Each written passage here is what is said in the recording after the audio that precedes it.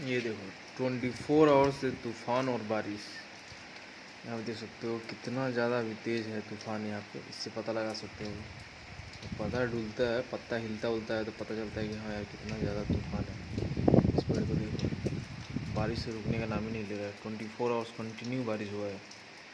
देखो रात को साला डर भी लग रहा था, धड़ाम धड़ाम धड़ाम धड़ाम। रात को तो और तेज हुआ था, डर के मारे बिस्तर से उठना नहीं पड़ा। अब ये नहीं, अभी और दिखाता हूँ रुको, अभी रुको, अभी और इस साइड का दिखाता हूँ मैं आपको। अंधेरा है, लाइट कटा है रात से ही।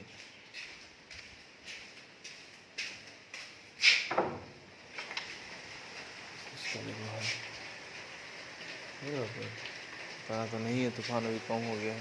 बारिश का हाल देखो, पूरा बारिश से एकदम हालत खराब हो गया।